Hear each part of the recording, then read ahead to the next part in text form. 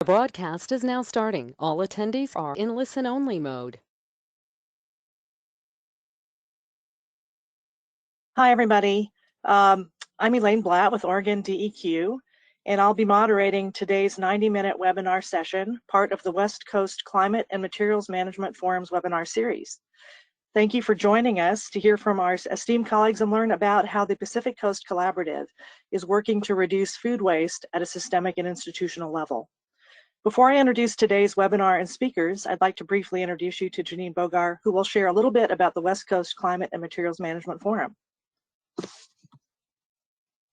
Thank you, Elaine. Hello, I'm Janine Bogar with Washington State Department of Ecology, and I'm a member of the West Coast Climate and Materials Management Forum's leadership team. Before we get into today's webinar, I'd like to tell you a little bit about the forum. The forum is a collaboration of state, local, and tribal governments working to establish sustainable materials management practices.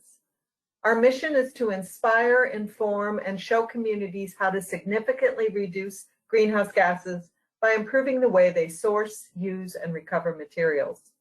We develop tools and demonstrate effective ways to reduce emissions throughout the life cycle of materials. Next slide, please. Here are some of the forum's tools and resources. All of these resources are online at the forum's website, which is listed on your screen. There is the original 2011 report that connects materials and climate. We also have a turnkey materials management presentation complete with talking points, so anyone can easily communicate the connection between materials and climate and the importance of sustainable materials management.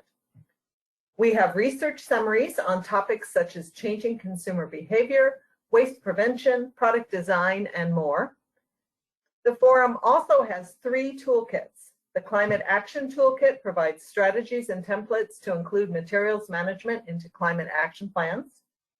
The Climate Friendly Purchasing Toolkit helps institutions reduce greenhouse gas emissions through their procurement decisions. And the Food Too Good to Waste Toolkit, which has now been adopted by EPA, offers tools local governments and organizations can use to help residents reduce food waste at home. Probably our most well-known resource is our webinar series.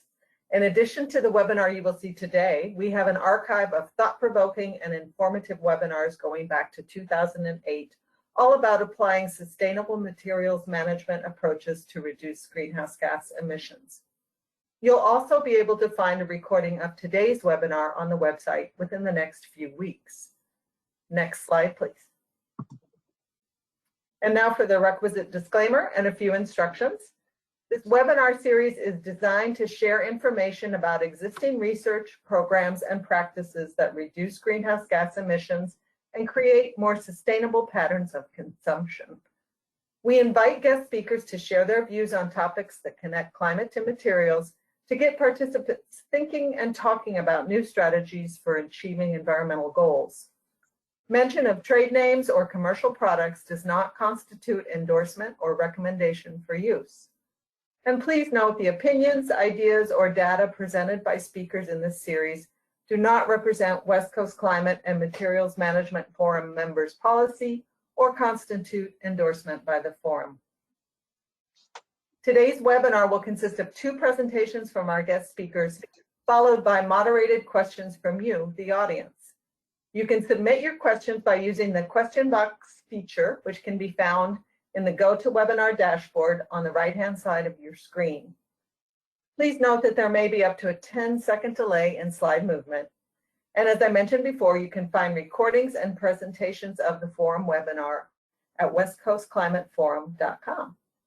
Now back to Elaine and on to today's presentation. Thanks, Janine.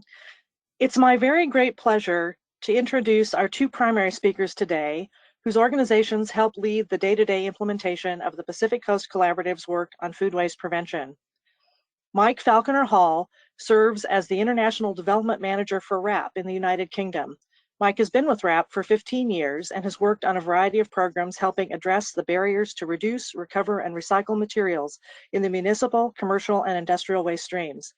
Mike's experience includes development and delivery of 3 different voluntary agreements in the UK, including the current Courtauld 2025 Food Waste Minimization Voluntary Agreement, delivery of projects on improving processing, operational efficiencies, and market development for recovered materials for the food and drink, plastics, and construction sectors, leading the team that developed the Food Waste Atlas, and providing direct technical insights into 6 food waste reduction and voluntary agreements. We also have with us today Dana Gunders, who serves as the Executive Director of ReFed, a national nonprofit working to reduce food loss and waste by advancing data-driven solutions. She's a national expert on food systems and was one of the first people to raise the alarm about how much food is wasted across the country and the subsequent impacts to the environment, our economy, and food security. For almost a decade prior to her work with ReFed, Dana was a senior scientist at the Natural Resources Defense Council, where she authored the landmark Wasted report about food waste and testified before Congress on the topic. While at NRDC, Dana launched the Save the Food campaign with the Ad Council, providing consumers with easy-to-use strategies to reduce food waste in their own kitchens. She also wrote the popular Waste-Free Kitchen Handbook. Dana has made a number of appearances in the media and was called the woman who helped start the waste-free movement by Consumer Reports. Before I turn things over specifically to Mike and Dana, however, I'm going to briefly introduce myself, since I'm doing double duty today as an intro panelist, and provide a little background and history on what the Pacific Coast Collaborative is and how this specific food waste initiative got started. As you already know, I'm from Oregon DEQ. I am a senior policy analyst in the materials management section, and my primary focus is on sustainable consumption and production of materials. I led DEQ's strategy for preventing the wasting of food, and I represent Oregon on the Pacific Coast Collaborative's commitment to promote food waste reduction. So with that, I'm going to launch into a little bit of history about how we got where we are today. So, brief history of the PCC. The Pacific Coast Collaborative really got started in 2013 when the governors of California, Oregon, Washington, and the Premier of British Columbia signed the Pacific Coast Action Plan on Climate and Energy. 3 years later, the largest cities on the Pacific Coast were added through the Pacific North America Climate Leadership Agreement. Those cities, as you can see on the map here, are San Diego, San Francisco, and Oakland, Portland, Seattle, and Vancouver, British Columbia. So the real focus of the PCC is to facilitate collaboration on issues that cross borders and jurisdictional boundaries related to climate, and to harness the power of a region that actually represents the world's 5th largest economy. I think that this quote that was recently placed up on Twitter really reflects the dominant goal of the PCC, which is to model innovation that fosters resilience to climate change, sustains thriving communities, fosters equity, and creates jobs and economic opportunities in our region. That larger mission is embodied in PCC's overall goal to reduce greenhouse gas emissions by at least 80% by 2050.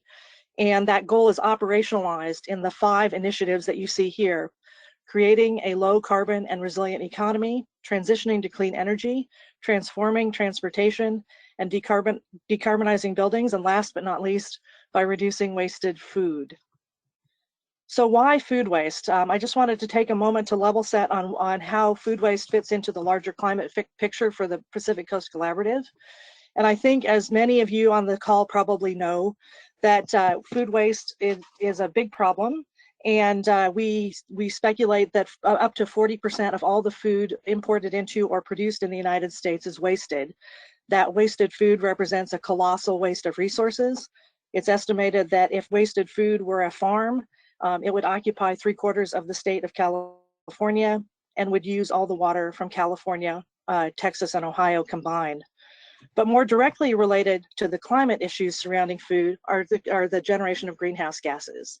And again, I think it's widely known, at least among people who work in this area, that landfilling food waste generates a lot of greenhouse gases. In fact, about a ton of landfilled food produces about a 1/2 ton of CO2 equivalent.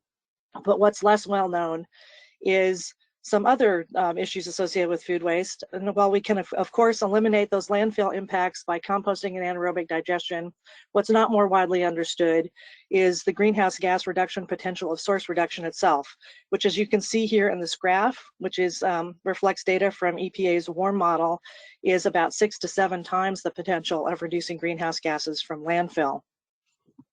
What that means is that we're operating in a policy context where source reduction takes primary place on the hierarchy, followed by feeding hungry people, feeding animals, and industrial uses, anaerobic digestion and composting, and then of course followed by the least preferred method, landfilling, which we like so little that we don't even label it on this chart. But I just wanted to set up this policy perspective, because in a lot of cases we focus primarily on the anaerobic digestion and composting piece and not so much on the source reduction piece at the top. So the origins of the Food Waste Initiative, all of the jurisdictions, so the states and cities, met in Portland in 2017 and formed the Food Waste Working Group. We spent a couple of days hearing a lot about the various approaches to reducing food waste, and ultimately agreed that we would work together on an initiative that could affect institutional and systemic causes of food waste. And again, to emphasize the policy context, we really decided that we wanted to key in on the primacy of prevention as a way of addressing food waste in the West Coast. So we landed on a proposal, and that was to establish a voluntary agreement among grocers, modeled after the successful Courtauld voluntary agreement in the UK that Mike will speak about in some detail in just a couple minutes, and that was obviously pioneered by the organization he works for, WRAP. We quickly realized that we couldn't do any of this on our own, and we enlisted the support of a group of organizations we refer to as our resource partners. WWF, I'm sure you're all familiar with, and WRAP provide the primary technical support for our project. ReFed, because of their focus on data, is supporting our data and communications efforts. And then finally, last but certainly not least, is an organization you may not have heard of, Cascadia Policy Solutions, a policy consultancy in Washington State that has provided overall project management and acted as a type of secretariat for this project since day one, and without whom we could literally not keep all of the trains moving on time. So we're very grateful to them. So working together, the PCC jurisdictions and resource partners have established what is now known as the Pacific Coast Food Waste Commitment. And we established for ourselves a regional goal of reducing food waste by 50% by 2030. You'll probably recognize that this is consistent with the UN Sustainable Development Goal 12.3. In 2018, the leaders of our political jurisdictions, so the governors and mayors of the PCC jurisdictions, ratified this goal publicly and made a commitment for all of our jurisdictions to reach this goal as well. The commitment is currently engaging with grocers and their associated brand manufacturers to gain their voluntary commitment to reduce wasted food. And I'm happy to say, because recruitment has been a very big portion of the early work of this project, that our current signatories include, and we refer to the groceries who've signed on as signatories, some very large players in this space. Kroger, who you're all aware of, and for folks in the Pacific Northwest, includes the Fred Meyer subsidiary, Albertsons Safeway, and some significant regional chains that include New Seasons in the Pacific Northwest and Northern California, PCC Markets in the Seattle area, and Raley's and Sprouts in California.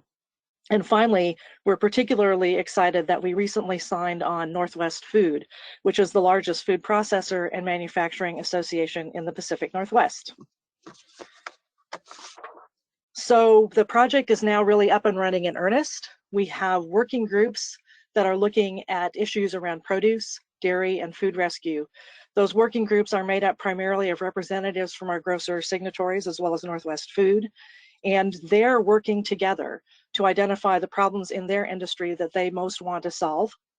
We also have a policy roundtable, which we're very pleased to see up and running, that offers a kind of safe space where the grocery industry and policymakers can talk together about the kinds of issues that the grocery industry faces and how we can develop policy that will smooth the way to achieving the food waste reduction that we all want. We have, these working groups have identified technical projects that we will be implementing very soon. I say later this year on the slide, but it's really weeks away at most. And then I'm happy to report that in addition to the formal jurisdictions involved in the Pacific Coast Collaborative, we have added jurisdictions to this project: Alameda County and San Diego in California, and King County that represents the Seattle area. And lastly, I'll just say that at present, the bulk of the resources that fund our work comes from the political jurisdictions. And with that, I will stop briefly and just let you know as moderator that we will take brief questions of clarification if there are any after each speaker, but we will hold the bulk of the question and answer to the very end, when we'll have plenty of time to get to all of your questions. And it looks like there are no particular questions now, so I'm going to turn things over to Mike Falconer Hall, who will now talk about the RAP model and how it's being used here on the Pacific Coast.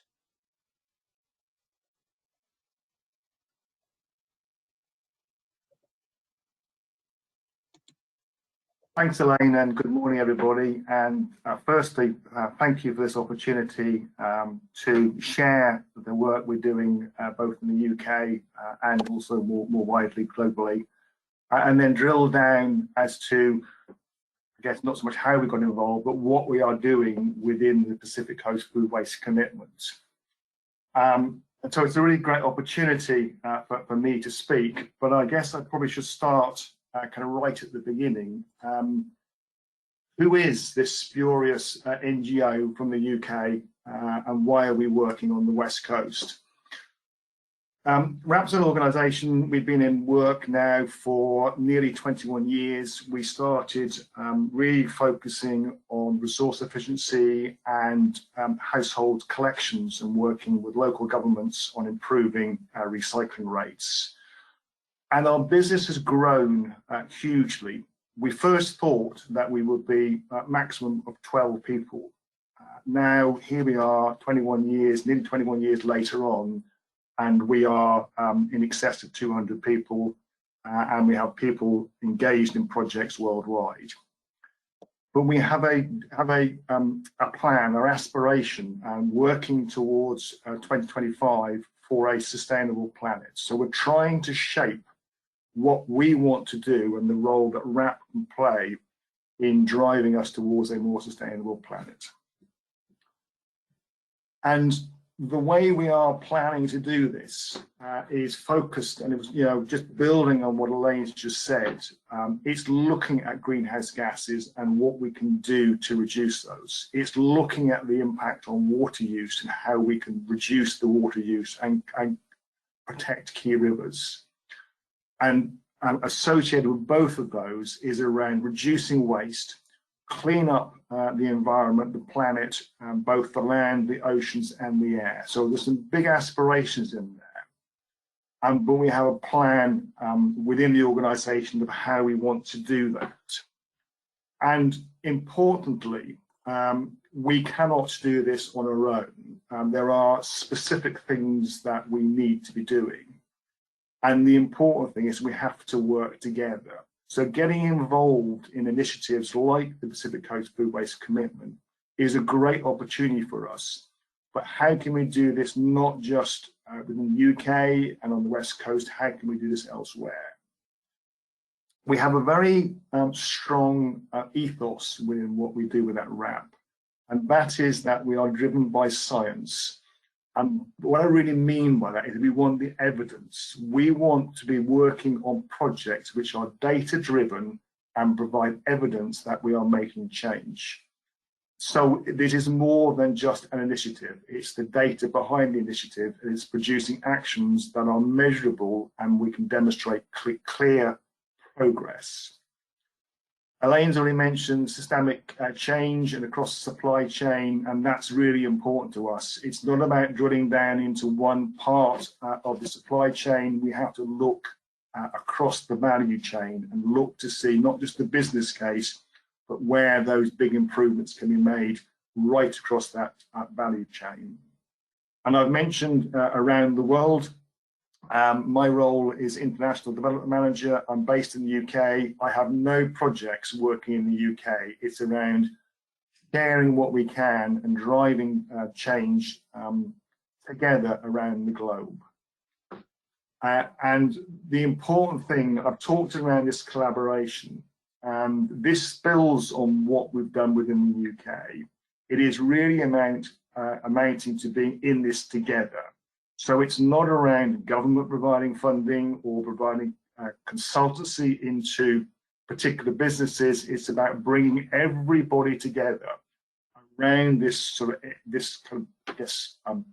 model of how we engage with the cities and regions. So PCC is a great example of this. How do we work with the global brands? How do we work with delivery partners such as WWF and ReFed? How do we work with the governments and nations? And importantly, how do we bring all this lot into place where we can effectively engage with citizens and encourage them to make some change as well? We have a particular focus, because clearly if we're looking to drive change, it's a big space we could be working in, and there's a lot of areas where we could focus. But we have a focus specifically on food and on plastics and on textiles, because we feel these are some of the three particular areas which are having a big impact on the environment. I've talked around the science. And we also look about mass behavioural change. So there's one thing around introducing technological improvements, but what we have to do is drive change in businesses, and we have to drive change in the home. Collectively, businesses and citizens need to change what we're doing to become more sustainable. I said we're working globally. We are currently working in over 25 countries. I have to keep updating this slide because 2 days ago it was only 25. There's 2 more we're adding on the list, which is why it's 25. But it's a definite build, this area. And the other point I just want to mention is I talk about driving change. And what I want to share is we're about action. The A in the RAP actually stands for for action, which is what we're about. And if I pick up on the progress that we've made in the UK is 31% reduction on household food waste on a year-by-year basis. One of the countries within the United Kingdom, Wales, is the 3rd best nation globally on recycling, behind Singapore and Germany. Elaine mentioned voluntary agreements and the Courtauld commitment, but we use the voluntary agreement model to drive change, and we are using those on sustainable clothing, and on food, and on plastics. And on clothing, we've already reduced the impact of the UK clothing sector by 16% in terms of carbon and 19% by the water footprint. On food, the Courtauld commitment has reduced the UK waste by 27%. And if you think the target is to meet that 50% by 2030, the UK is over halfway on that journey. And we're recognised as being one of the countries which is making really good progress. On the voluntary agreement on plastics in the UK, we have reduced problematic or unnecessary plastics placed on the market in the UK by 40%, and that progress has been made within 2 years. So we know that our voluntary agreement approach works. We have evidence to show it's working, and the model is really successful based on the actions that we have delivered. Just highlighting where we work, because it's fine saying we work on 25 countries, but globally we have a pretty wide reach on this. So every dot on that is a place where we have existing or recently completed work. The map actually is missing a few countries. There's work we're doing in South America, in Brazil, and Peru is missing off the map. And we've also done some work in China as well. So we are starting to get influence globally. And the reason why this is important is we can share the learnings from around the globe and bring them back into initiatives like the Food Waste Coalition, the Food Waste Commitment, and share best practice and learn from others around the globe. And again, we can also actually learn from what's going on with the Pacific Coast Food Waste Commitment and share that to our global partners as well. So it is very much a two-way knowledge exchange. The model that we take is sort of circular. We like to work around the value chain.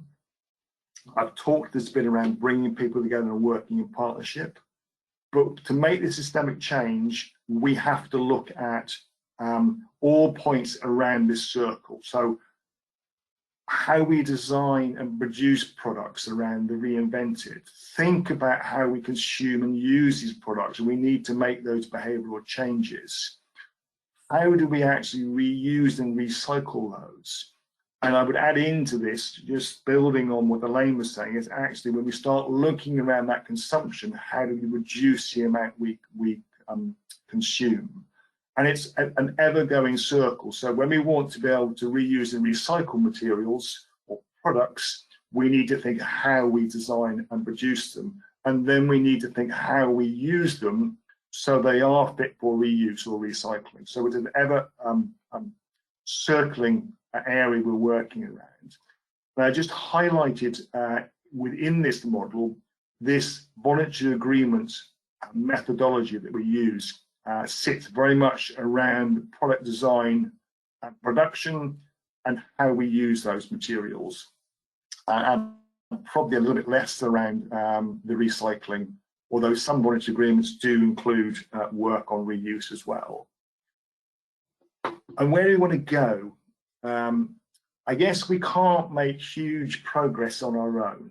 We need to work with governments and the international funders to drive and develop and change policy. If we get commitments at high level to deliver changes in policy, then we can drive things underneath that. But even without those policy changes, can we build local capacity to work with local partners?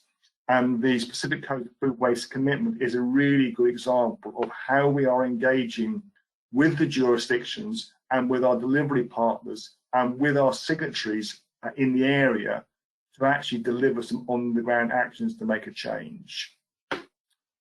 Importantly, it's all very well saying we have the Courtauld commitment in the UK, let's pick it up and let's place it in the West Coast. Let's pick it up and let's place it in Colombia or in Mexico or Australia. But we need to localize solutions. Yes, there is a blueprint in there, but they need to be modified to suit those solutions. And so we need to flex those and work with the local partners so that we can deliver those changes at the local level in which relevant to that country. I've mentioned around sharing best practice, and that continues to be a really important added value that we bring. We can share what's going on elsewhere, and we can learn from the initiatives from the local partners to build on these. So it's a really powerful network that we're building globally. We can't do it on our own. I've talked around partnerships, and we have some really influential, strong partners. We've worked with the World Resources Institute and developed the roadmap to deliver SDG 12.3, Elaine's already mentioned. Importantly, we help UNEP develop the measurement methodology for SDG 12.3. How are we going to measure progress towards SDG 12.3 on a global scale? So we've helped UNEP develop that methodology. We have a global partnership with WWF, and that's reflected that actually one of our delivery partners within the PCFWC is WWF, and we have a strong working relationship with them, as we do have with ReFed. So we do very much work collectively. And when we look at plastics, we have a partnership agreement with the Ellen MacArthur Foundation, and making sure that we can do more and faster and quicker with their support to tackle global plastic pollution. Coming into a little bit more of the detail, what are we doing on food? So within our plan, we know we have to change the way that food is produced and how we consume it. Bring it into the kind of environmental bits. We want to help the food sector improve its contributions and make better progress towards net zero. A fundamental part of all these things is to get businesses to report their food waste.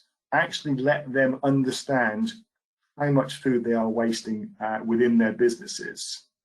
But again, if we want businesses to reduce food waste, we need to engage with citizens and people as well, and work with them to provide guidance, advice, hints and tips around food waste reduction in the home. I already mentioned, the aspiration is to make sure everything we do lines up with UN Sustainable Development Goal 12.3 about halving food waste, and we have that target within the Pacific Coast Food Waste Commitment. And where possible, to implement policy which will drive change at a global level and at a local level. That's the plan. We're going to wrap that, so we want to do. We've been doing it in the UK for some years, but over the last 3 or 4 years, we've been building that delivery globally. It's a 5-point plan. It sounds very simple, and this just reflects on the hierarchy that Elaine mentioned around minimizing, reducing food loss and waste is right at the very top. And where we can't do that, can we redistribute that surplus food for human consumption? Can we bring it into animal feed? Where that's not possible, can we look to get some added value products so we maximize the benefit of those wasted resources? And where that's not possible, then we look to see whether we can compost it or put it through anaerobic digestion. And at the very bottom of it is reduce or eliminate food waste allowed for all thermal treatments. And all these line up, against a number of different sustainability development goals, but food contributes an awful lot to all of these goals. It's all fine and well having these aspirational plans. When you start looking at the global impact of food financially, it is costing society somewhere in the region of $940 billion. That's a huge number. That's bigger than the biggest brand's turnover by a considerable amount. Look at it into the impact on greenhouse gases, 6 times greater than the aviation sector, and look at the bad press they get for greenhouse gases. And then on a more fundamental issue, socially, we waste all this food, and yet 1 in 9 people still go hungry. And I think that is a big driver that we should also strive to change as well. I think this is probably fairly well known, and numbers do change when you move from country to country, but fundamentally, for every dollar invested in food waste minimization, there is a financial gain of $14. And that might be for a business, or it could actually be for the public sector. So when you start looking at economic case, there are some strong reasons for doing this. It saves money, it improves efficiencies. It will help build resilient supply chains. So when we're looking at that systemic change across the supply chain, we can get more resilience in there. If we can reduce household food waste, it will actually reduce the cost for the public sector as well, because they have less food waste they need to manage. And it means that citizens actually will save money, and there is evidence starting to come through now as they are starting to actually value food more and buy better quality products because they're they have more money to spend on food, and therefore they're going to focus where they spend it, and to make sure that where they do spend it, they don't waste it. But how do we make this change? We start right at the beginning. If you can't measure it, you can't manage it. We need to know how much food a particular initiative, an organization is actually wasting. So the fundamental thing is to measure it.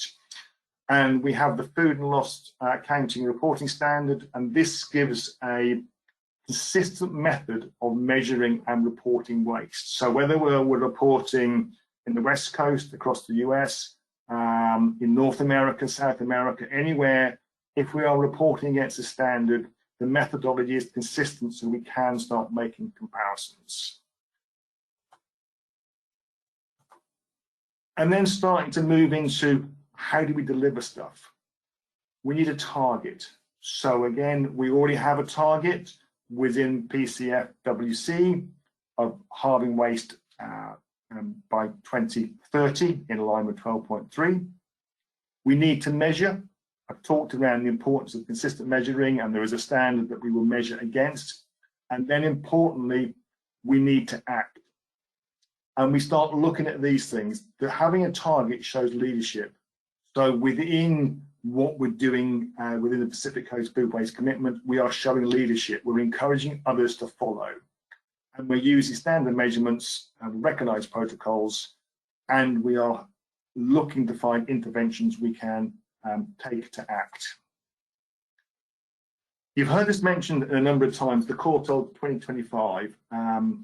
What is it? So this is a voluntary agreement that is bringing together a number of businesses and organizations across the food system and local governments and national governments with the aim for making food and drink systems more sustainable. And it set its targets, and it has a target of reducing food and drink waste by 20% and a similar amount for greenhouse gases. And the Courtauld commitment was launched in 2018 and hitting these targets by 2025. Now, in line with 12.3 and halving the waste by 2030, those numbers may not seem very ambitious, but we've been working on this in the UK since around about 2004, 2005. So we've taken some of the easy steps already. We're now moving into the more challenging areas. But we can see by the progress we're making, and having already achieved that 27%, we are well on that journey to achieving the target by 2030. But what is a voluntary agreement? What is that definition? What does it actually mean? And this is quite a nice definition on it. It's a collaboratively agreed. So I've talked around working in partnership. It's working collaboratively, both with the jurisdictions in the case of the PCFWC, but also with the signatories, so the retailers and the brands. We need to work in this collaborative space. It's self-determined, so we have ownership of what we want to do, what actions we want to take, what targets we want to take on a particular topic. So the topic is food waste. How do we drill down into what particular actions do we take on those food wastes? Other definitions talk around the voluntary regulation. And I think that's quite an interesting thing to kind of have in the back of your mind, because you can look at this and say, okay, if we can do this as voluntary, we don't need regulation. If we can see the benefits ourselves, we can take action without the regulation. And I guess maybe in the background, there is the big stick which says, if you don't take action, there is the risk of regulation will come and you may not like that regulation. But there's lots of these things going on out there. So, is this just yet another initiative that's going to cause confusion? Is it going to muddy the water? How does it fit with what we're doing in comparison to, say, WRI's 10 by 20 by 30 or the Consumer Goods Forum Food Waste Coalition? And the answer is they are all aligned. We are all working towards 12.3, and they all support each other. So we have a number of organizations who are already working within Courtauld 2025, who are already signed up to WRI 10 by 20 by 30 and the Consumer Goods Forum Food Waste Coalition.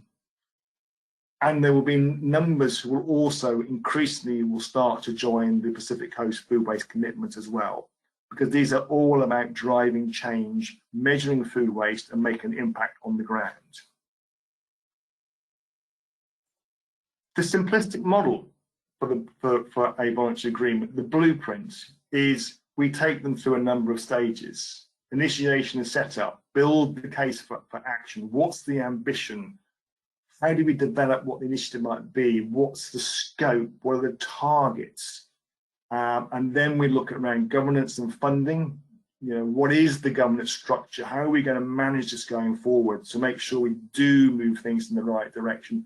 Where is the funding going to come from to make this work? Who are we going to recruit and actually get to derive those changes? What are the signatories you want to get on board? What actions do we want to establish? Where do we want to drive change? And then how do we monitor and evaluate the impact of what we've done? It's a very simple model to talk around. The reality of actually making that happen is a lot more challenging. But we've taken this model and it's been modified globally, and we have right at the top of the list the Pacific Coast Food Waste Commitments, but we've also got voluntary agreements running in South Africa, Mexico, Indonesia, Australia, and then a number of European countries.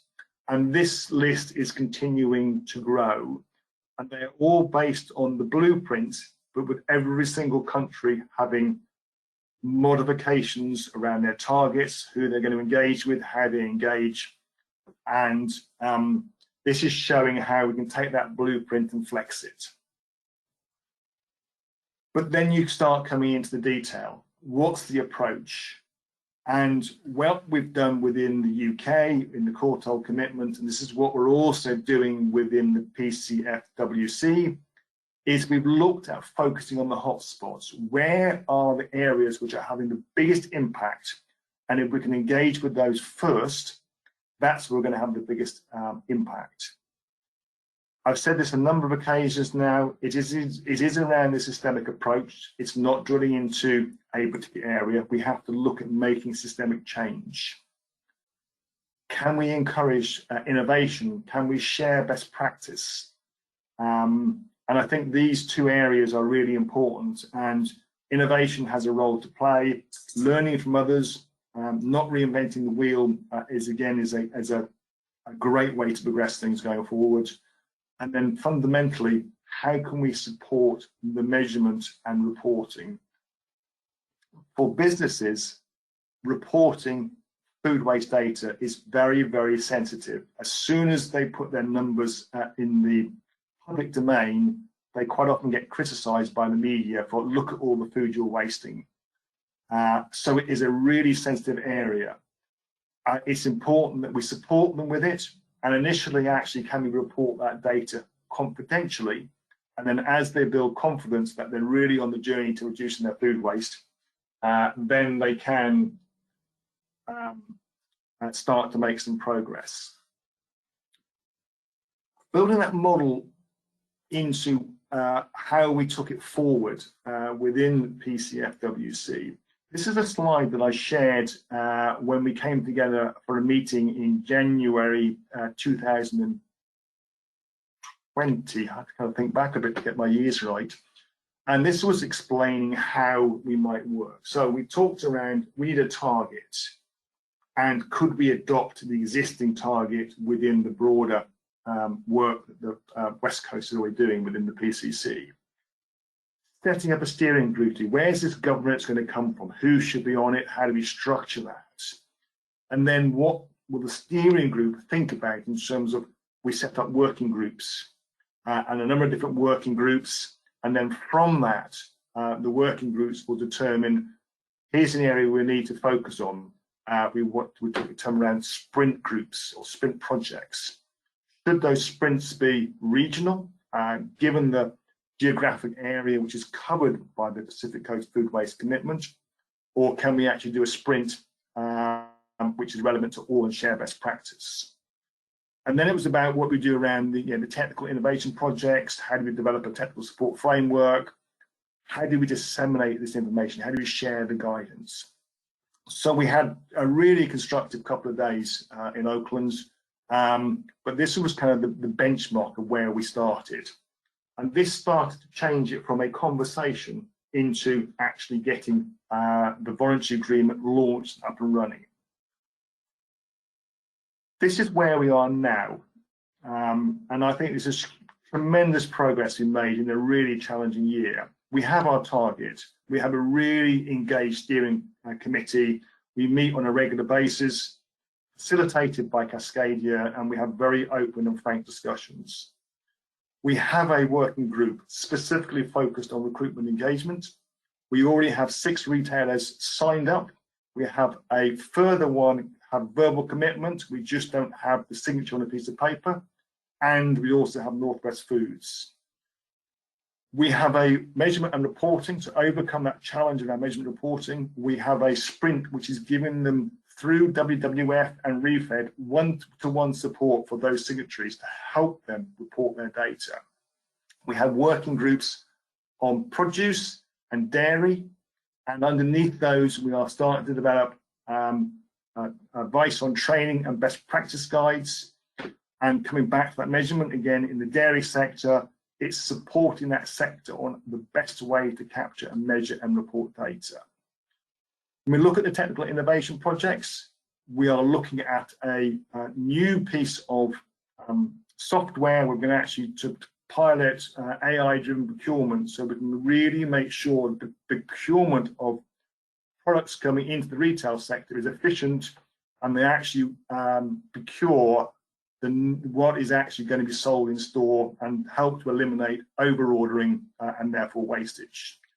We're building a technical framework. Within that framework, we have expertise provided by WWF and also by RAP. And again, when we look about what we're doing on the measurement, the ReFed support on measurement reporting would form into that as well. Events like today is a way we communicate, and as we get more information coming out and more successes, then these will increase and we'll look to build on these. But how are we doing in terms of the retailers?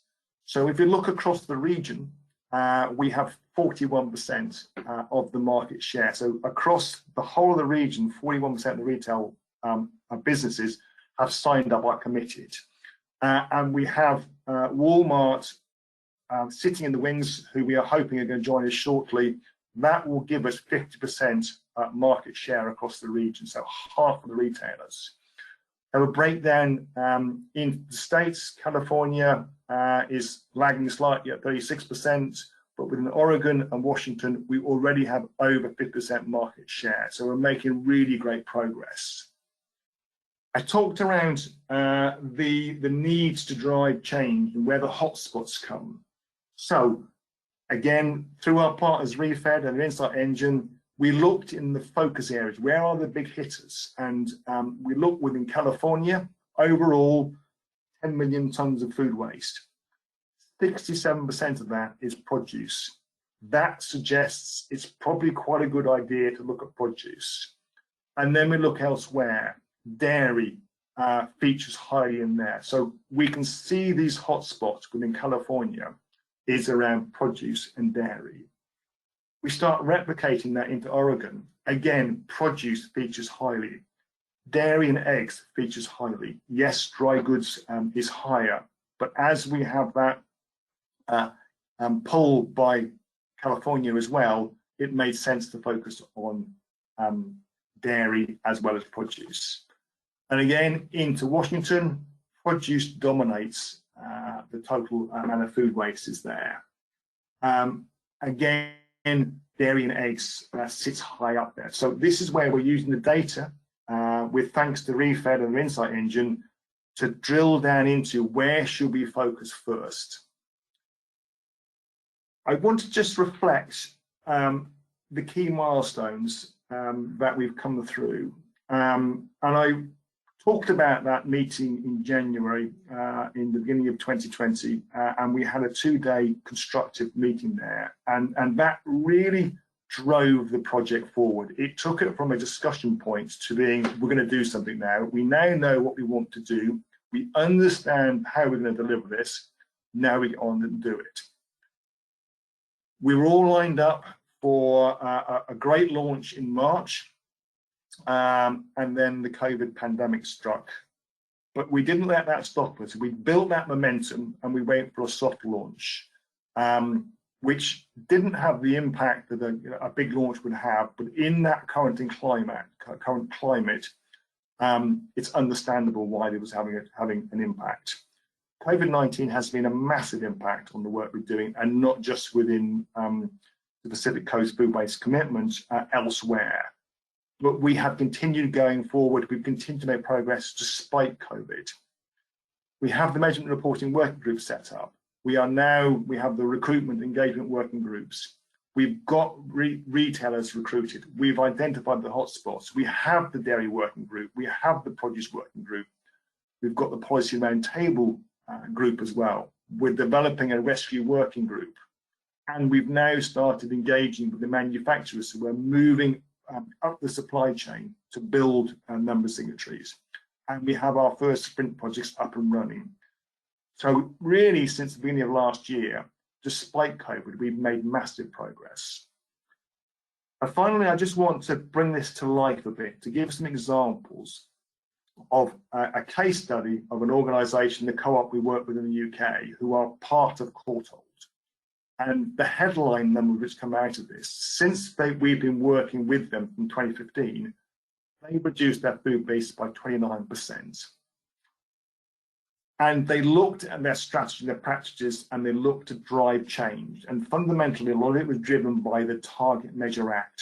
So actually understanding what their target was and measure their progress. Quite a wordy slide, this, but what struck me on this one is the attention to detail. So they've been able to reduce brownies and flapjack waste by 4% by including little offcuts and pieces in the packs, which would normally get thrown away. Do we really mind if our packet of brownies or flapjack comes from with a few small pieces in it? The answer is no, we don't. And so they put those in the packs. Real finite attention to detail. Sandwich project. Who would have believed that when you're making a BLT, if you put the mayonnaise on first, more of the filling sticks to it and less falls out on the production belt, so you waste less. So that's a real detailed approach. Then the bigger picture is around what they were doing around some of their ready meals.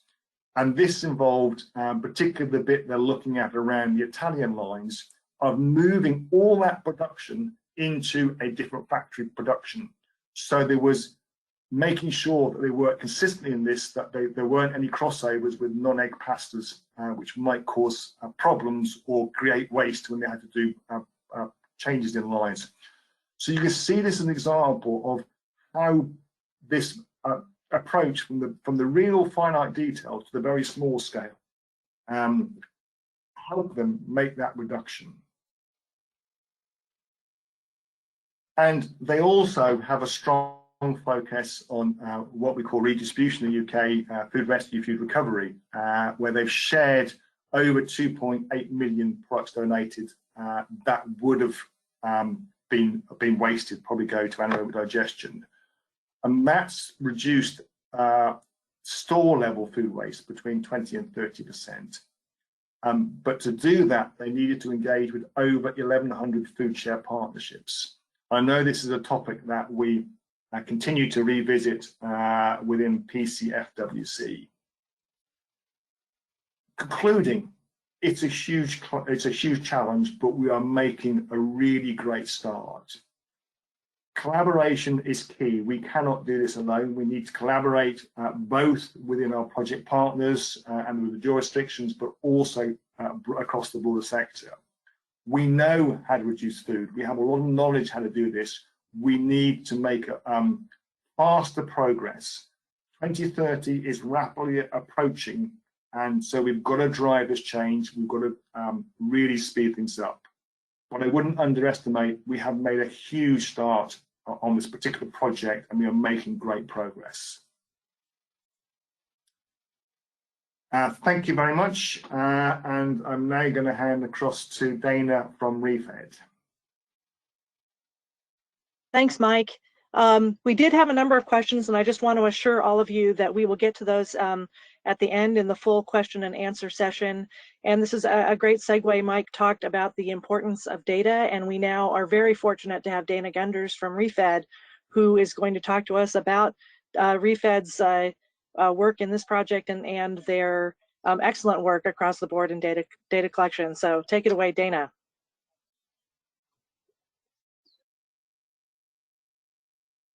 All right, thank you. And hopefully you are seeing some eggs on your screen. Is that the case? And I'll just try to. Yep, okay. We're good. Great, and trying to make it bigger for you all. All right. Well, thanks everyone. And Mike, great summary there of everything that's going on and all that you guys are doing around the world and bringing to the table. Maybe I'll just start by telling you guys something funny that happened this morning, just to bring it home a little bit. And that is that I was giving my kids some cereal, which always involves some bananas, and I cut like this little black spot out of a banana, and my 4-year-old, who was like competing with my daughter around who had more banana, was like, "No, mommy, I need that brown spot in my cereal." And I was like, well, I cut it out because it's the brown spot. No, the brown spots taste good, mommy. And then he starts to tell me how at preschool yesterday, his friend was not going to eat the brown spot on her banana, and he was telling her how good they actually taste. And then she ate it, and now she likes brown spots, and it's like their thing. So just a little bring it home personal food waste story to kick us off here before we zoom out again. Thank you all for having me. Dana Gunders. I am, as Elaine mentioned, I'm the Executive Director of ReFed. If you're not familiar with us, we are a national nonprofit in the US. We're focused entirely on ending food loss and waste across the US food system. And we do that by focusing on data and insights and providing those to inform action. We also focus on bringing more capital into the space. That's private investment, philanthropic, as well as public. And then, really fostering the innovation to match with that capital and investment. And then we also really act as kind of a hub and connector in the space. And we connect with a lot of different types of organizations, from public folks like yourselves, as well as food businesses, policymakers, investors, foundations, a lot of the solution providers on the issue as well. And actually, to that note, I just want to kick off by inviting you all and letting you know about our brand new, just launched, I think, a week ago or so, what we're calling our Food Waste Action Network. And this is really an effort to create a platform and a community around this issue. We get contacted by so many people, and we really want those people to be able to connect with each other. So as part of this food, it's free, it's open to anyone who's interested in kind of staying up to date on the issue and connecting with others who are working on it. We'll have different networking opportunities, office hours with some of the ReFed staff. We'll be doing lunch and learns, demo days with new solution providers, and we'll host guest blogs, do case studies. So we already have a great lineup of people that have signed up. I think we're at around 300, and we would love for you to join. There is, maybe I could ask Teresa to take this this web URL and put it in the chat if possible. And would love for you all to check that out. That goes directly to the sign up form, just so you know. We're still working on getting our web page for the group up. The other thing I just want to let you know about before we begin is that we've launched a webinar series, and as you'll see, we have created a roadmap of 7 different action areas, and we will be diving into each of those in more depth through this webinar series. So we already hosted the first one. The next one is June 30th at 1 p.m. Please join us. And if you go to refed.com, you can kind of navigate your way to this webinar series.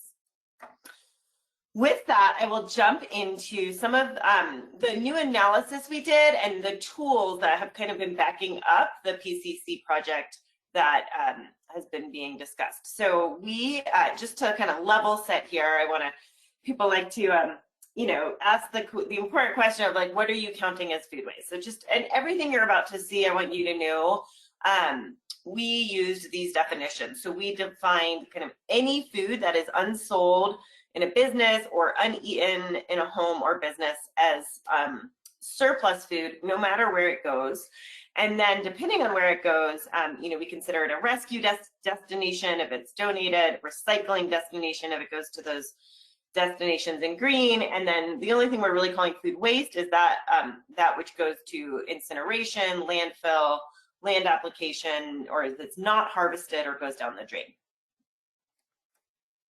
And just a quick peek at kind of what our analysis found, the high level findings were that actually in 2016, surplus food leveled off. It kind of kept going up, but the good news is I like to think of us as past peak waste and that we actually are starting to make some progress. In fact, if you look at this per capita, because population continued to rise over that period, per capita, we actually have started to go down. We're at about a 2% decrease back to 2014 levels.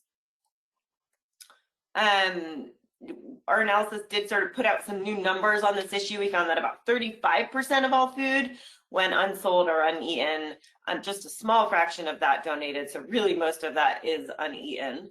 And there you can see the value of it at $408 billion worth that is going unsold or uneaten. That's equivalent to about 2% of the US GDP. We did calculate some new environmental impact footprint kind of analyses. The most notable being that we did a whole new greenhouse gas emissions analysis, and we found that the total of all that food surplus amounted to about 4% of US greenhouse gas emissions.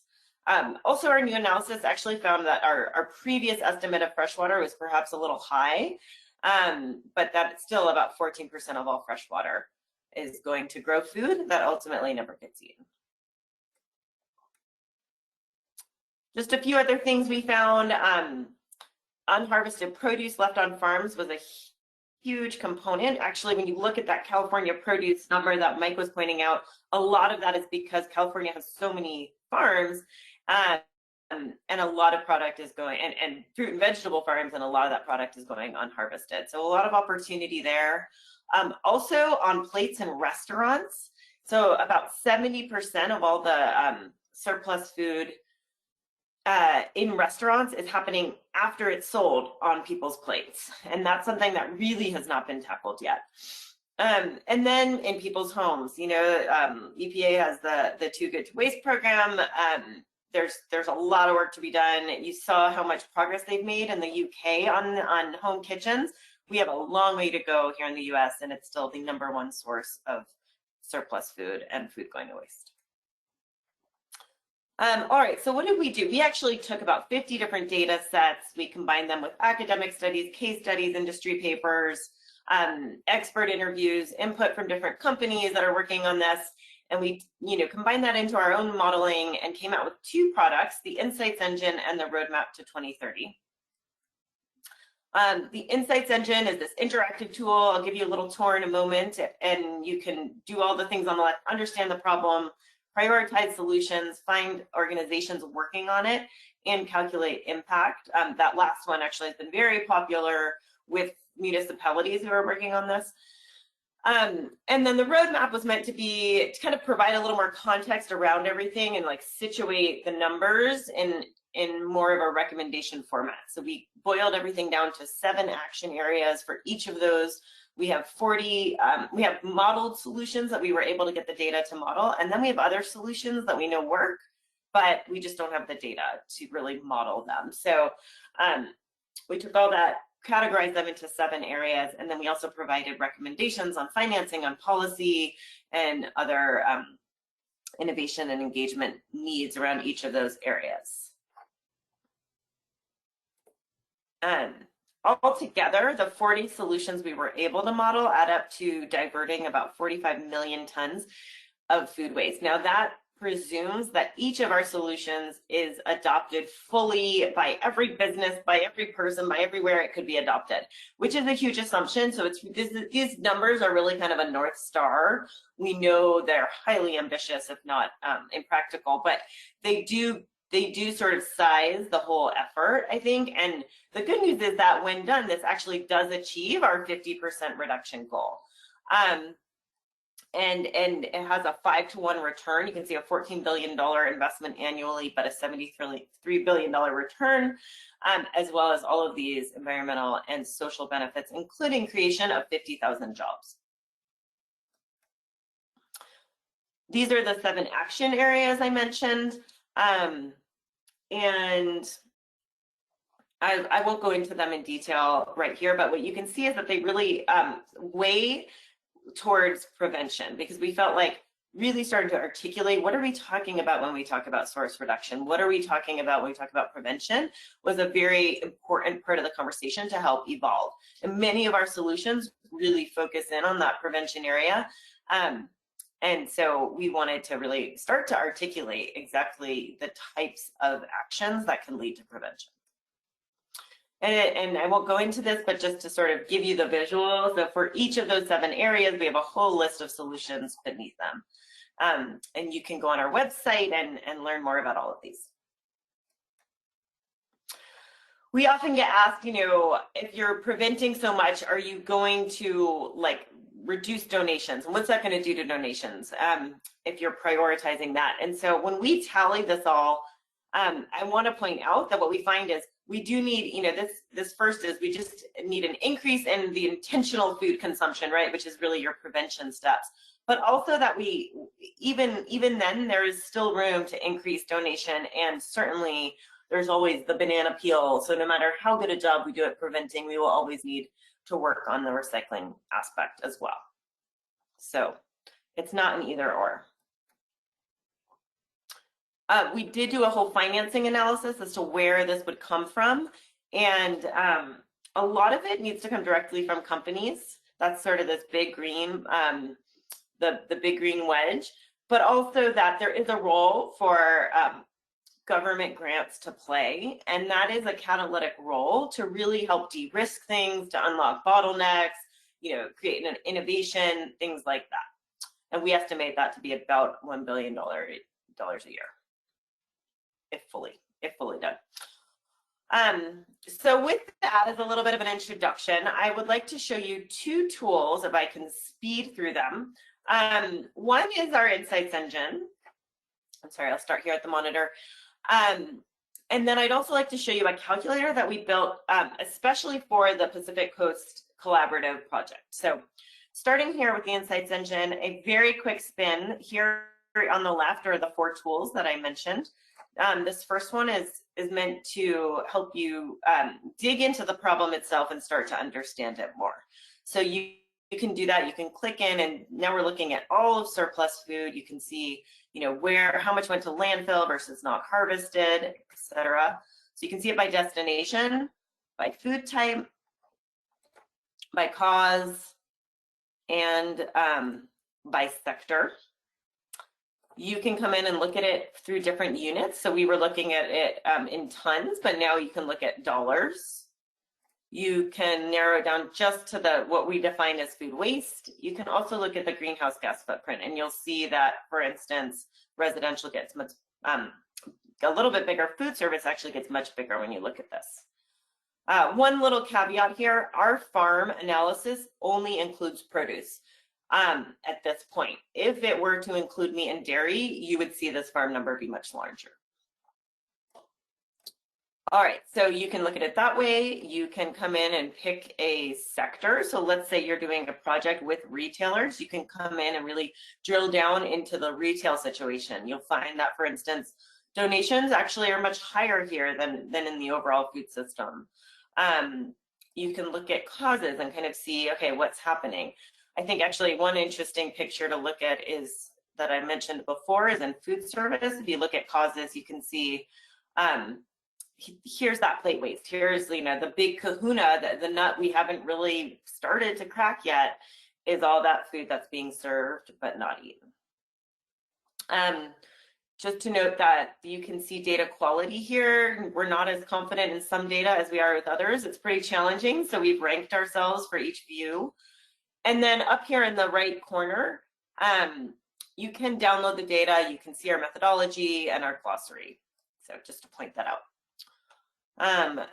Cruising along, we also have another tool to look at solutions. So here you can see those 7 action areas I mentioned.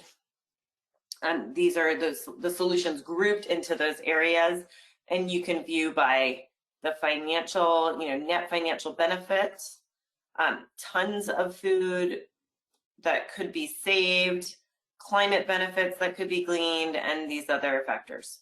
So you can look at it that way, but you can also come down and look at it by specific solutions. So here is our list of 42. And so then again, you can see sort of which have the greatest net financial benefits, the greatest tonnage potential, and the greatest greenhouse gas benefit, and these others. You can also go in and look by a certain sector again. So again, if you wanted to see, for instance, food service, you can come down and now you'll see this by food service. And the economics here are done just for instance, in this case, the food service businesses, so that they can kind of see which are the most financially beneficial.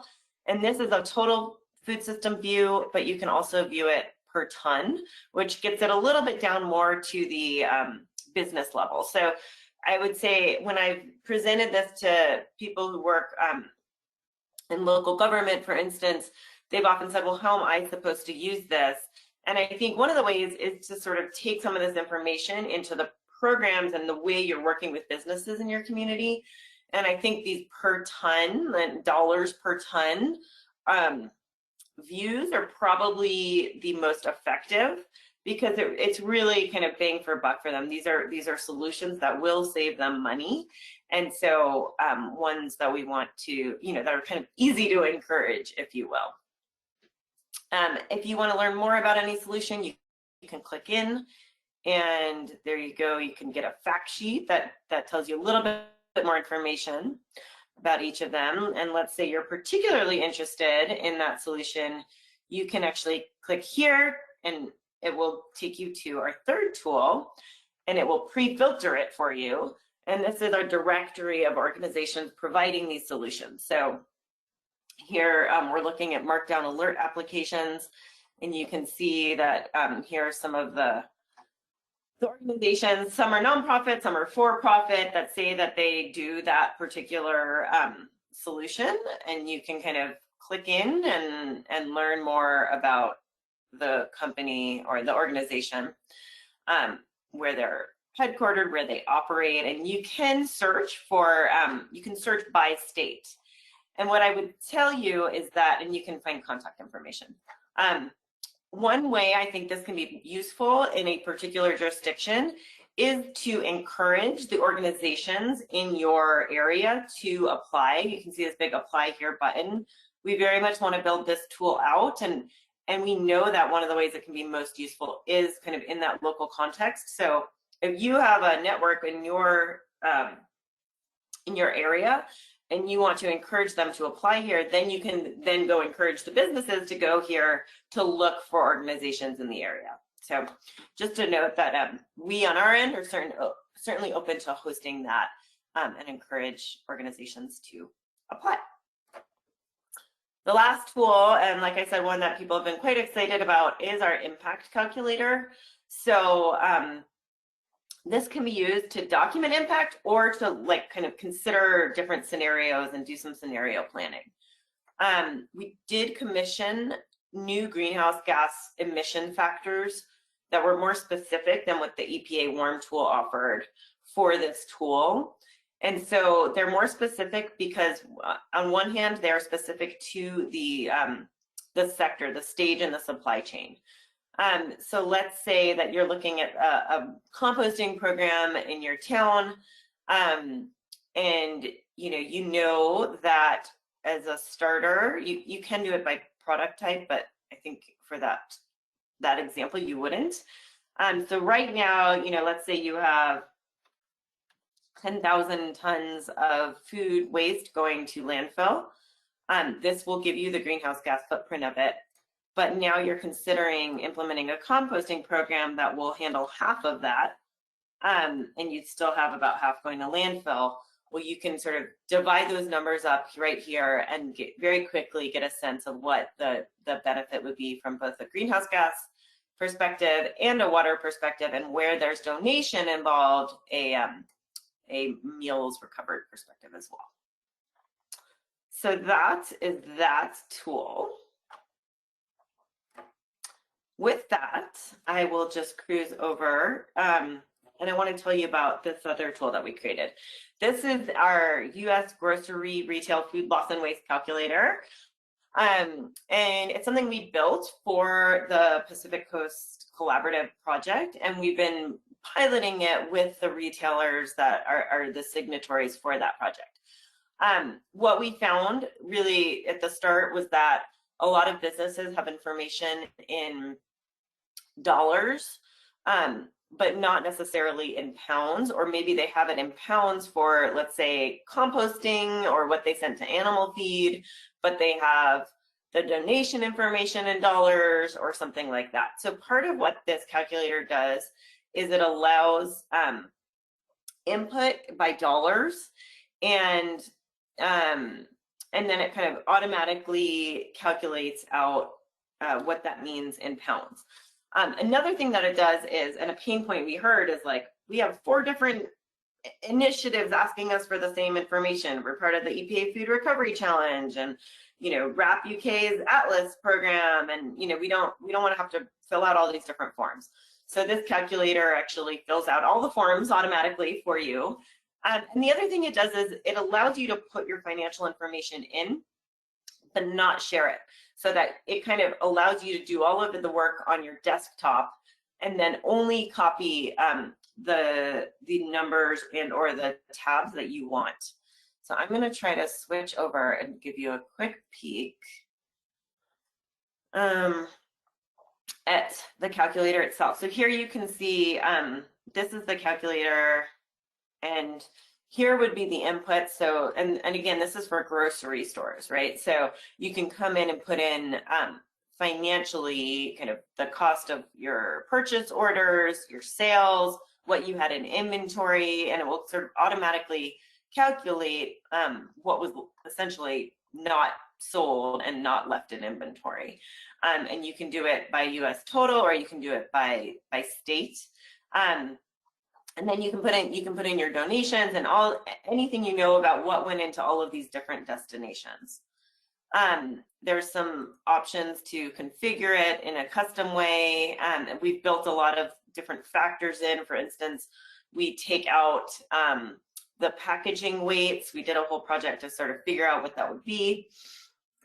And then I don't have it filled in here. I apologize. I was trying to get one that was already done, but I couldn't get them to send it to me in time for this. But it does sort of result. It will give them these pictures, different charts on what the unsold food is, by destination, by department, different things on donations, capture rate, greenhouse gas footprint. So they get kind of immediate results that they can use.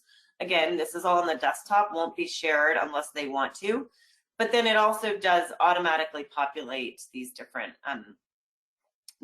formats, including the EPA Food Recovery Challenge. So, like I said, this is a tool that we are kind of just in the final stages of piloting.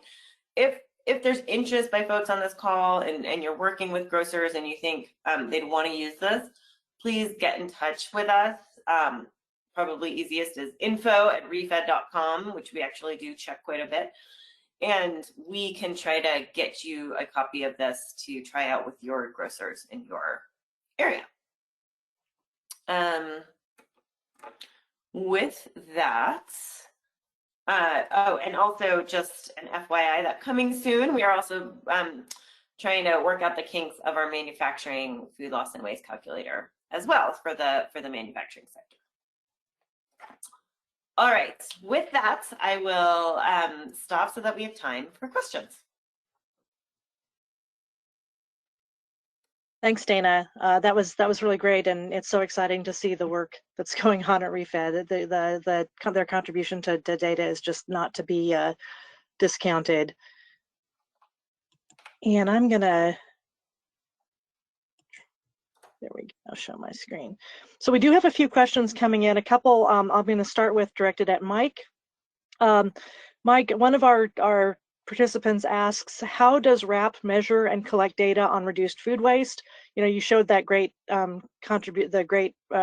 successes you're having in reducing food waste, but the questioner is interested in knowing, do those data include just prevented food waste in homes and also in businesses and institutions? The questioner says, I assume that you are not counting the composting of inevitable food scraps like coffee grounds as reduced food waste, or is that counted as well?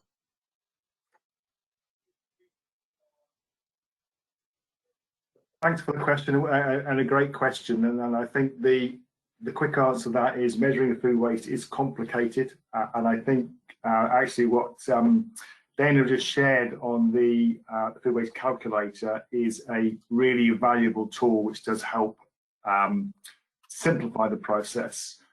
The way we are doing it in the UK is that for the signatories within Courtauld, we have a template, and we asked everybody who has signed up to the commitment to submit a template on an annual basis. It's a single sheet they have to fill in, there's guidance in there. It aligns with the food loss and waste reporting protocol. We have the luxury in the UK that we actually have dedicated business account managers who will work with the retailers and help them, or the brands, the retailers, the suppliers, to fill in that template. And then we actually moderate it when it comes through, have any queries and questions, so we're confident the data that is being reported is as accurate as they can do. So that enables us to kind of work across the supply chain. There are clear definitions in there in terms of what is classified between food loss and food waste, and where it sits in that value chain. But clearly things which are going into compost, we would certainly look as food waste. But I guess the underlying objective is to drive things up that value chain. So even if people move from landfill incineration into composting or anaerobic digestion, that's a positive step, and we can actually look to monitor that. Household food waste is a really complicated area to measure, and we use a combination of measures on that.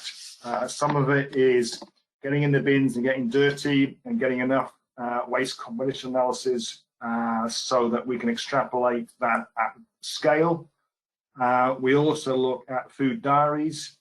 When we look at the hospitality sector, again, we look at their food waste records, and there are also technology providers who help capture that food loss and waste. But it's a big piece of work to bring in together that whole piece across the supply chain. And the benefit that we've had is we've been doing this for a number of years. So every year, it becomes easier for those reporting, and we are more and more confident.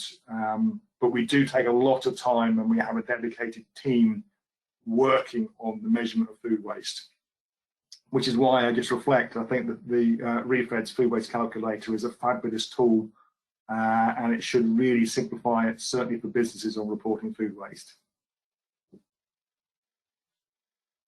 Thanks, Mike. Another specific question for you. When you showed the chart of the food waste categories, what category included bakery and bread items? I'm going to actually push that question across to Dana, because that chart was lifted straight out of the Insight engine, which I think is probably as a good practical example of how we can use the information. But in terms of that categorization, I'm hoping that Dana may be able to answer that on my behalf. What was it? What category was bakery in? Is that the question? Yes. What Yes. falls under that category? What's included in that category? Oh, got it. Bakery, kind of your whole breads. I mean, yes, bread is included in that section. Things like crackers would not be. Those are included in dry goods. I'm not sure. I guess I'd have to dig in. I mean, it all is sort of dependent on how Nielsen, our data is derived from a data set that Nielsen donated. And so I think we sort of took their guidance in terms of what counts as different departments. So I would think, you know, all that sort of live created stuff you see in a grocery store would be bakery, but I think things like loaves of bread actually may count in dry goods. Great, thanks. Actually, I'm going to let, I think this is probably better directed at Dana, even though it references these donut charts again that Mike showed us. The question is, the donut charts showing food waste are denominated in tons of waste, but different foods have very different impacts. For example, 1 ton of dairy is more impactful than 1 ton of produce. Have you considered climate impact in prioritizing materials? And actually, maybe I'll let Dana and or Mike take this question. Yeah, I mean, I'll say we absolutely, I mean, we have the reason that we created the ability on the Insights engine to view by climate impact is just that, right? I mean, people have different goals and organizations and agencies have different goals. A lot of them are based on tons, like it or not.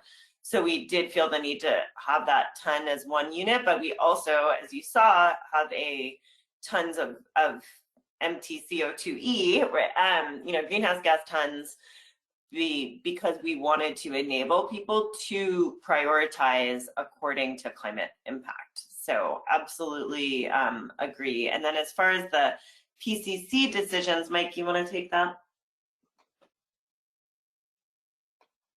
Yeah, I mean, it's a really relevant point. I mean, I highlighted the data in tons, but actually, when you start looking at it again, using the Insight engine, you can look at this in terms of carbon impact as well. When we were looking at this and setting up the voluntary agreement, we used some slightly older data, but some work we did in the UK, which looked at hotspots across the food supply chain. And whether you look at dairy and produce and in the impact of reducing tons or on carbon, both of those still came out very highly in those areas. When we looked at what we're doing within the Food Waste Coalition, we did cross-reference to that, and whilst there is some disparity, they both are pretty big hitters still, and particularly dairy. And the impact of agriculture and dairy, you know, puts it right up there.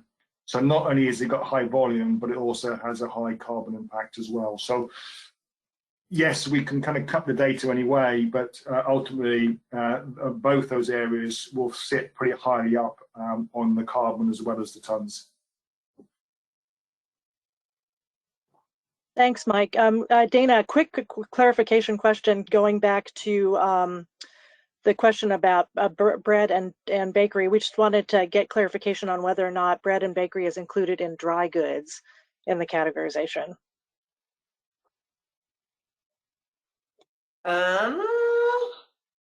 Let me just briefly check.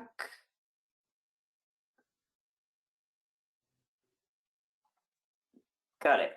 No. So bread and bakery is its own category. Dry goods is separate.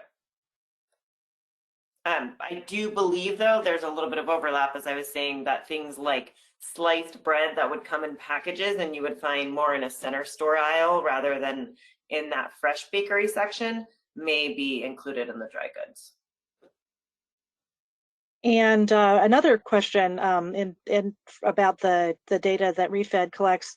One of our listeners is interested in knowing what the source of the data for Washington State is in your data analysis. Yeah, I can answer that.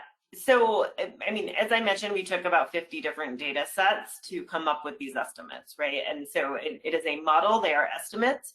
We used as much real information as we could, but a lot of times we're backing in from real information, such as how many acres are planted in a particular state, to back into, using estimates of about how many of different products are, what percentages are left behind after harvest or something like that. So for each state, the information is specific to that state in the sense that we do use specific information on the actual amount of products sold at grocery, the actual amount of products sold in food service, the actual amount of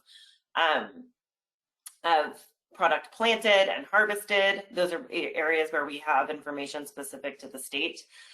In other ways, we had to estimate. So for instance, manufacturing data is national scale, and we had to back into estimates of different states by how many employees were employed in manufacturing in different sectors.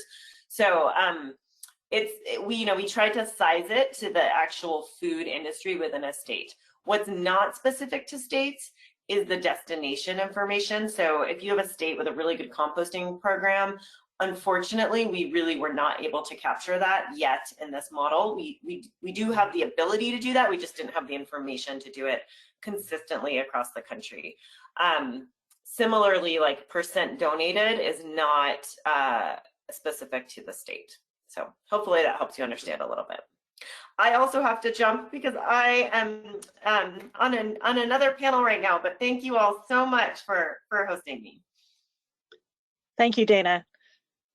So one more question for Mike, and I apologize. I think this question may have been answered in part, but I want to make sure that we don't miss anything. We had a questioner who was interested in knowing among the food waste that you have measured as a result of the Courtauld commitment, which is a 27% reduction, how much of that is due to prevention versus rescue versus recovery? Yes, and I saw that question come up in chat, and the simple answer to that is I don't have the data to hand, but we do have a breakdown. But I would think it'd be fair to say that rescue has played a big impact in that. And when we look at where we made the fastest progress, and particularly in the last 12 months because of COVID, food rescue has featured very highly, and that's made a big impact.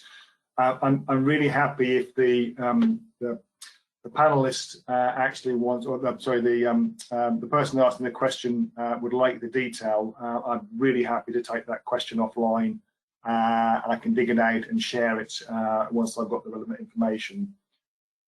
So probably what I'd do if I actually forward it to the organisers, and then they may be able to share it on my behalf. Thanks, Mike. So we are past time, and I just wanted to note these resources that are in the slide deck, so that you can go back and delve into this information a little more deeply. These slides will be available for you afterwards. And then lastly, I just want to thank all of you for being with us today, and be sure to fill out the survey that you'll receive after the webinar. Thanks again, and enjoy the rest of your day.